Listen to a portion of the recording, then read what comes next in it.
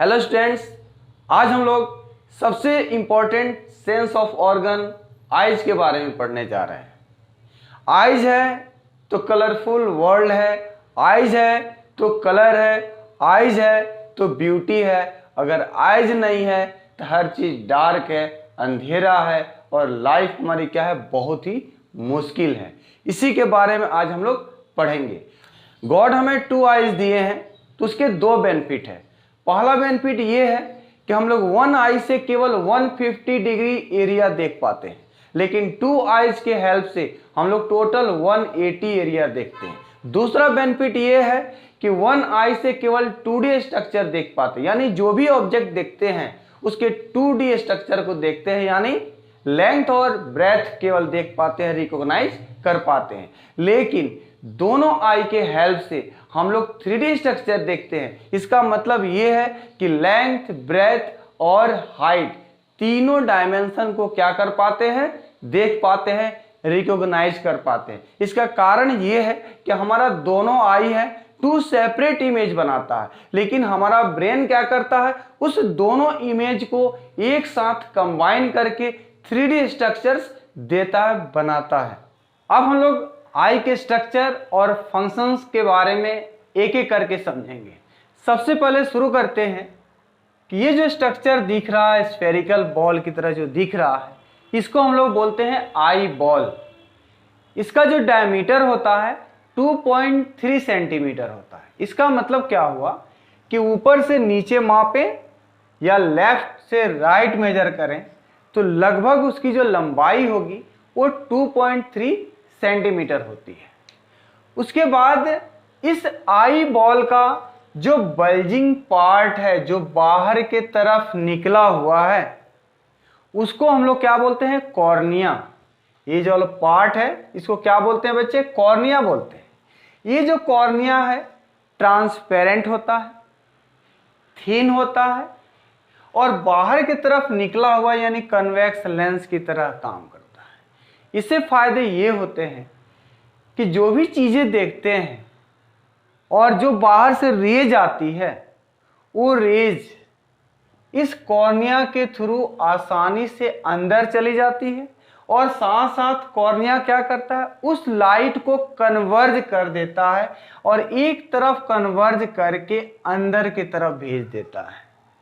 यानी कॉर्निया यहां पर क्या किया कि जो भी रेज आ रही है उसको आईज के अंदर जाने में हेल्प करता है। उसके बाद हम लोग समझते हैं इरिस के बारे में, लेकिन इरिस को समझने के लिए हमें साथ साथ प्यूपिल के बारे में भी समझना पड़ेगा, क्योंकि इरिस और प्यूपिल को समझने के लिए वो दोनों में जो रिलेशन होता है ना, वो इनवर्स का होता है। अगर इरिस की साइज बढ़ जाएगी, अगर इरिस की साइज बढ़ेगी तो प्यूपिल की साइज घट जाती है। अगर इरिस की साइज घटेगी तो प्यूपिल की साइज बढ़ जाएगी। समझे? यानी ये दोनों में कैसा रिलेशन है, प्यूपिल और इरिस की जो रिलेशन है वो इनवर्स का है। अगर इरिस की लंबाई बढ़ेगी तो प्यूपिल की साइज घटेगी, अगर इरिस की लंबाई घटेगी तो प्यूपिल की साइज बढ़ेगी। इस चीज को समझो। ये इरिस जो है ना, इसके बीच में जो ये जगह है, इस जगह को ही, ये जो गैप है, उस गैप को ही क्या बोलते हैं, प्यूपिल बोलते हैं। यानी एक तरह से देखो तो ये गेट है, इसी गेट से लाइट अंदर को जाती है और ये लंबाई इसकी बढ़ जाए, किसकी, इरिस की लंबाई अगर बढ़ जाएगी, अगर ये इरिस यहां तक आ जाए, यहां तक आ जाए, तो फिर जाने के जो रास्ते हैं वो तो कम हो जाएंगे, यानी प्यूपिल की साइज क्या हो जाएगी, घट जाएगी। अगर इरिस की साइज घट जाएगी तो प्यूपिल की साइज क्या हो जाएगी, बढ़ जाएगी। अब तो बच्चे समझ गए ना कि दोनों का जो रिलेशन होता है कैसा होता है, इनवर्स का होता है। ठीक है ना? अगर इरिस बढ़ जाएगी तो प्यूपिल की साइज घट जाएगी। अगर इरिस क्या हो जाएगी, उसकी साइज घट जाएगी, तो प्यूपिल की साइज बढ़ जाएगी। ऐसा होता है। अब इसके बाद हम लोग समझते हैं कि इरिस के अंदर जो मसल्स होते हैं, जब वो मसल्स कॉन्ट्रैक्ट होते हैं तो इरिस की साइज बढ़ जाती है। फिर से सुनो, इरिस के अंदर जो मसल्स होते हैं जब वो कॉन्ट्रैक्ट होते हैं, मसल्स कॉन्ट्रैक्ट होते हैं, तो इरिस की साइज बढ़ जाती है। और इरिस की साइज बढ़ेगी तो प्यूपिल की साइज घट जाती है। इस चीज को ध्यान रखना, ये कभी भी दिमाग में मत रखना कि इरिस के मसल्स कॉन्ट्रैक्ट होंगे तो इरिस का साइज घट जाएगा। नहीं, इरिस के मसल्स जब कॉन्ट्रैक्ट होते हैं तो इरिस की साइज बढ़ जाती है, और इरिस की साइज बढ़ जाती है तो प्यूपिल की साइज घट जाती है। अब हम लोग नेक्स्ट पार्ट ह्यूमन लेंस के बारे में पढ़ते हैं, क्रिस्टलाइन लेंस के बारे में पढ़ते हैं। ये क्रिस्टलाइन लेंस जो है, इसको चारों तरफ से सिलियरी मसल्स होल्ड करके रखता है। ये जो लेंस है, ऊपर देख रहे हो ना ये मसल्स, और नीचे ये कौन सा मसल्स है, सिलियरी मसल्स है। ये सिलियरी मसल्स क्या करता है, लेंस को चारों तरफ से होल्ड करके रखता है ताकि इधर उधर नहीं जाए। ये जो ह्यूमन लेंस है, ये आई को दो पार्ट में डिवाइड करता है। आईज के जो सामने वाला पार्ट है उसमें एक लिक्विड पाई जाती है जिसको बोलते हैं एक्वस ह्यूमर, और आई लेंस के पीछे वाली जो पार्ट है, बिहाइंड वाली जो पार्ट है, इसमें एक लिक्विड पाई जाती है, जेली लाइक स्ट्रक्चर पाए जाते हैं जिसको क्या बोलते हैं, विट्रियस ह्यूमर बोलते हैं। ये वाला पार्ट, इसमें क्या भरा हुआ रहता है, विट्रियस ह्यूमर जो जेली लाइक स्ट्रक्चर है। और लेंस के फ्रंट साइड जो है, यहां पर एक डेंस लिक्विड पाई जाती है जिसको क्या बोलते हैं, एक्वस ह्यूमर बोलते हैं। ये दोनों मटेरियल, विट्रियस ह्यूमर और एक्वस ह्यूमर, दोनों मिल करके लेंस को एक जगह पर फिक्स रखते हैं ताकि लेंस इधर उधर मूव ना करे। और साथ साथ एक्वस ह्यूमर और विट्रियस ह्यूमर प्रेशर को इक्वलाइज करते हैं ताकि आगे और अंदर दोनों तरफ प्रेशर क्या रहे, इक्वल रहे। कभी आगे से कोई प्रेशर भी पड़े, चोट लगे किसी भी वजह से, तो अंदर वाला जो पार्ट है आई लेंस को पीछे से होल्ड करके रखता है। इस तरह से देखा जाए तो ये क्या करता है, प्रेशर को इक्वलाइज करता है, दोनों तरफ प्रेशर इक्वल रखता है। अब बात रही लेंस की, तो ये जो लेंस है ना, इसमें एक खास बात ये है कि कन्वेक्स लेंस है। ये जब भी इमेज बनाएगा रियल इन्वर्टेड बनाएगा। और कहां पर बनाता है, तो पीछे जो स्क्रीन दिख रहा है जिसको हम लोग क्या बोलते हैं, रेटिना, उसी पर ये इमेज बनाता है, रियल और इन्वर्टेड। दूसरी बात ये है इस लेंस की कि ऑब्जेक्ट अगर दूर हो चाहे पास हो, हमेशा ही ये जो है उस ऑब्जेक्ट की इमेज को रेटिना पर ही बनाएगा। यानी ऑब्जेक्ट कहीं भी हो, इमेज उसकी बनेगी तो रेटिना पर ही बनेगी। उसके लिए क्या करना पड़ता है लेंस को, तो अपने शेप साइज में चेंज करने पड़ते हैं। यानी ये जो लेंस है अपने कर्वेचर को, अपने फोकस को, अपने शेप को क्या करता है, चेंज करता है। किसके अकॉर्डिंग, ऑब्जेक्ट पास में है कि ऑब्जेक्ट दूर है।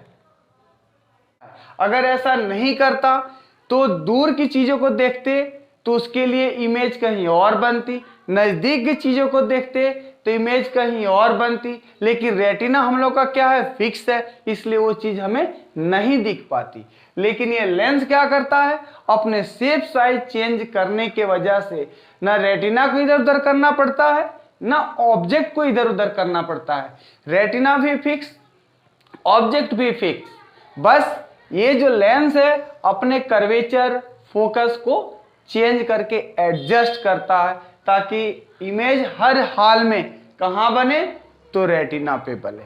अब इसके बाद हम लोग पढ़ते हैं बच्चे रेटिना के बारे में। रेटिना का काम क्या है? ऑप्टिक नर्व्स के द्वारा, ये क्या है? ऑप्टिक नर्व्स है, वो मैसेज कहां चली जाती है? ब्रेन में चली जाती है। ब्रेन के पास जब मैसेज पहुंचता है, जो भी ऑब्जेक्ट का इमेज बना था, उस इमेज का इंफॉर्मेशन जब ऑप्टिक नर्व्स के द्वारा ब्रेन में जाता है, तो ब्रेन क्या करता है कि उसको डिटेक्ट करता है, इंटरप्रेट करता है, डिटेक्ट करता है, इंटरप्रेट करता है, अंडरस्टैंड करता है, थिंक करता है, समझता है, और समझ करके उस इमेज को पहले तो इन्वर्टेड था उसको इरेक्ट बनाता है, सीधा बनाता है, और जो इमेज छोटी बनी थी उस इमेज को रीसाइज करता है। जो एक्चुअल साइज था ऑब्जेक्ट का, उतना बड़ा साइज क्या करता है?